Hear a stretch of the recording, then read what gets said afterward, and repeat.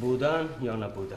من 22 سال در تئاتر خدمت کردم.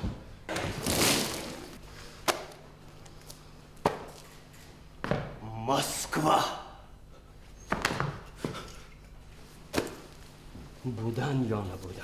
وزید ای بطار زده پخش نما کره زمین را. شما پیر هستید در شما طبیعت است با آخرین حد وقت خودی تو پیری.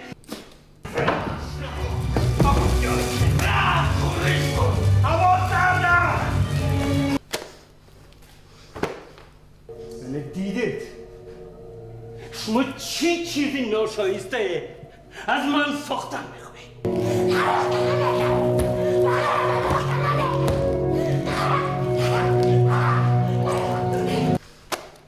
نظم شما؟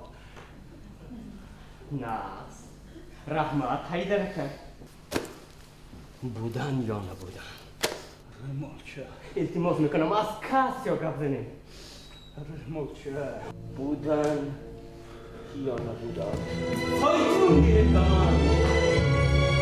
فایتون.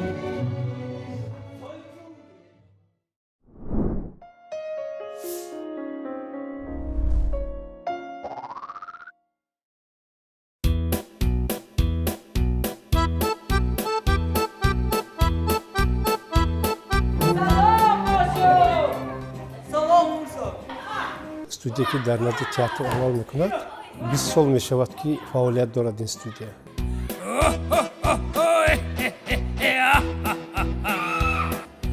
خسرو یک هستی فرب یک هستی سرگشت و روغن با لذت هستی.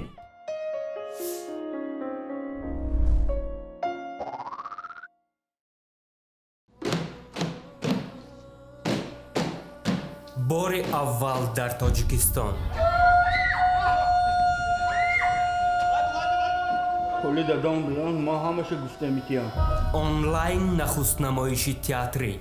خستم من زی دستی جنگ و جیدو. این خدا دامو گئی ندام حجتام ندادم دیگر نیست ندایی تو. چاره ندارم من دیگر بس کن همه داد و پیغام. تاکه من بین خدا تو تقسیم کنی تو. او من بازیچه نیکو بازیچه ها